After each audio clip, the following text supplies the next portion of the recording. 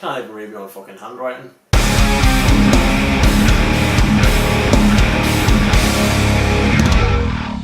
Hello everybody and welcome to Danny Reviews, the first of many album reviews, I suppose. And what better way to start off with than the new Venom Prison album, Samsara. So Venom Prison are a Welsh death metal band that broke out with their debut album Animus from 2016. An album which I high rate, to be honest. I think it's great. And from that debut album they have grabbed so much attention from people from the rock and metal community. They've gone and played festivals like Download, main stage of Bloodstock Festival, as well as they did a big massive US tour as well with loads of other death metal bands, black metal bands of that ilk. You know what I mean? Also toured with some big bands as well, like Suicide Silence, Dying Fetus. And they also played a stacked UK and European tour as part of Metal Hammer's tour with Power Trip, Code Orange and Trivium. And I was lucky enough to see them on that tour at Manchester. I was absolutely blown away by how brutal and powerful and just how tight they were. In all honesty, they were absolutely incredible, I thought. Really, really wowed me. That was the first time seeing them live, and for an opening band, I thought it was brilliant. From that gig, I was thinking, what's album 2 going to sound like? I hope album 2 is going to have what I just seen live, just completely there. But yeah, ever since that Manchester gig, I've been thinking, what's album 2 going to sound like? I can't wait for album 2, because I've been touring this album for quite a long time. I think a lot of people were ready for the second album after how promising the first one was. And I've got to say, I think it was definitely worth the wait. This album is fucking brilliant. From listening to the debut album, Animus, I thought it was a good blend of death metal and hardcore, whereas this album is pretty much mainly straight up death metal. It is brutal and wild from start to finish. It is, God, like you can't catch up with it. It is so wild. It's amazing. From the first track, sorry, I'm looking at my notes Matriphagy? I don't know. I'm terrible with song title names. The first track really does set the tone well as to where the album's going to go. Like, it starts off quite with a lot of feedback, loads of Kerry King style, lots of whammy techniques on guitar, which I really like, and then it just goes straight into blast beats and just brutalness. It's great. The production on this thing is so heavy as well.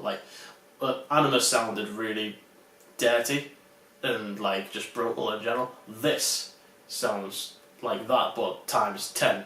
It is a lot more crushing. It's amazing how they've managed to do it. You'd have thought, going into their second album after all the attention they got off the first one, they'd maybe clean it up a bit, but they haven't. It just sounds really, really dirty still, and really, really heavy and crushing. Considering the album mainly focuses on the death metal side of things, there are some hardcore moments, on the song Uterine Industrialization, where pretty much the last part of the song that just goes into ultimate two-step mode. The riffs on this thing are killer as well. There's just riffs every 30 seconds that are just crushing, really. That's all I can say. Considering that the amount of blast beats and the amount of carnage on this album and how wild it is, there are some good groove points as well. For the song I mentioned before, Uterine Industrialization, for the first 30 seconds of this song, there's just absolute chaos, and then there's a pause, and then it goes into a cool metallic groove. And then after that, it just goes back into being wild again. As I've mentioned before, the complexity of this album is absolutely manic. For the song Self-Inflicted Violence, which is a very nice title, I like that. Self-Inflicted Violence, there is a new breakdown or a new groove, there's 5 different ones. It's mad. It just goes into riff, breakdown, riff, two-step, groove, flipping. It goes all over the place. It's incredible.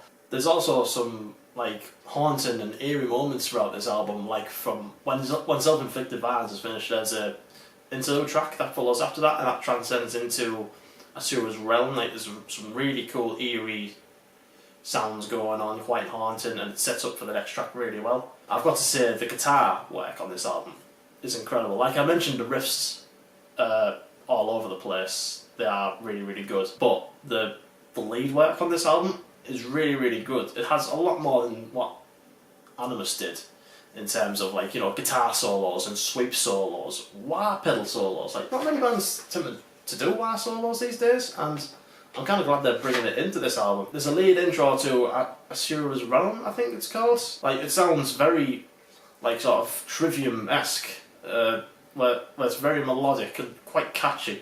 And you don't tend to get, like, catchiness in Death Metal, I find, but it's got, like, a really cool catchy melody, like a good lead guitar intro for it.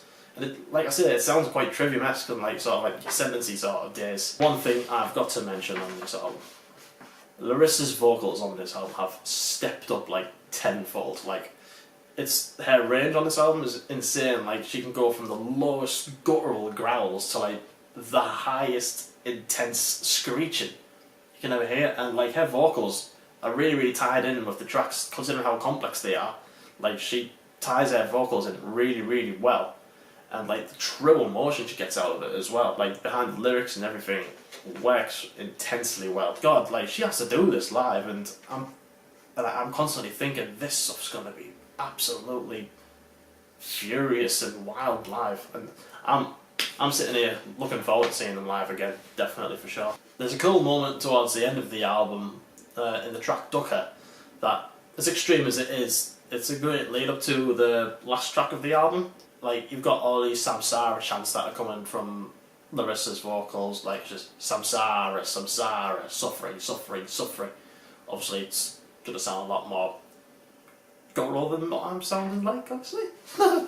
Then that goes into the last track, Naraka, and this one's a bit more groove based. Like, it's starts off pretty slowish at the start. It's, well, slow for them, should I say. Like, for the first third of the track, like, it sort of eases you into it, and then obviously it just goes absolute batshit crazy again. I'll be honest, like, by the end of the album I'm feeling absolutely wowed. Like, just like, you sort of like put your finger on, like, what the bloody hell did I just listen to? It's that heavy. I wish them nothing but the best, because there's not many bands like this that are getting the attention, and I think this album is great, and I think they should be, you know, holding the torch for, like, death metal and extreme metal. They should be on main stages of Download and flipping playing bigger venues. That I want nothing but that from this band. So yeah, big ups Venom Prison. I'm giving this album a 9 out of 10. I'm saying 9 out of 10 for this album. Should all pick it up. So thanks very much for watching, everybody. I hope my first album review wasn't too awkward and all that, because, like I said, I'm rubbish at talking on camera.